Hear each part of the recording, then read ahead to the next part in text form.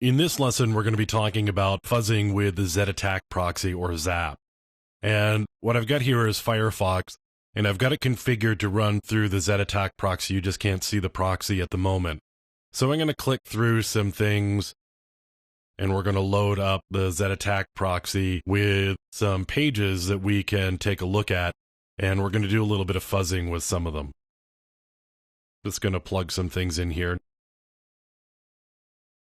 Let's jump back to the ZED proxy, which is where we're actually going to do the work.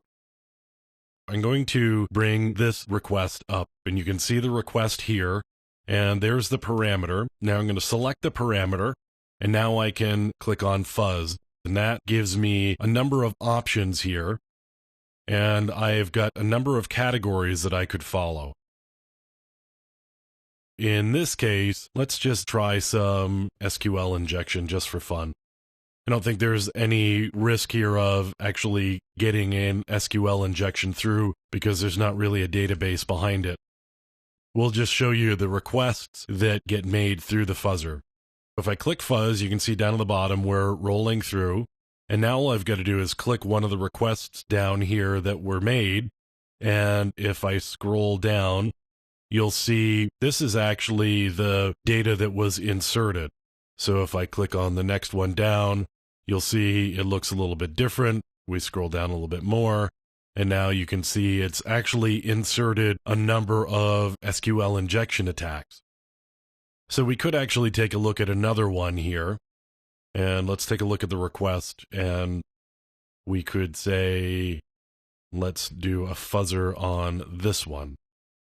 This is a little bit different than doing fuzzing with Burp Suite, for example, because Burp Suite gives you the ability to plug a lot of different data in, and we can actually fuzz multiple parameters at the same time. This one, you're going to fuzz one at a time, and what we did was we loaded up a lot of A's, and you can see down on the lower right-hand corner here, the number of A's just continues to increase. And let's take a look down at the bottom at the very largest one. That's the response that was sent. And there's a lot of A's there. I'm going to pop over to the request. There's a lot of data there. Looks like 17,086 characters, most of which are going to be these A's. And now we may have actually locked up the ZED proxy because it's trying to catch up with our request. Now we're popped over to request. We've inserted the user guess, and you can see there's just a lot of A's there, all the way down to the very bottom. And now we can take a look at the response. The response here is just having a harder time rendering with all of the data there.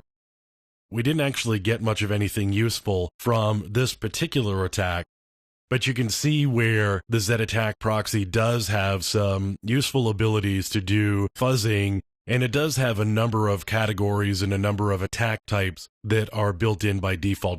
Of course, it also has the custom attacks where you can create your own fuzzing attacks, and you could work on websites in that way.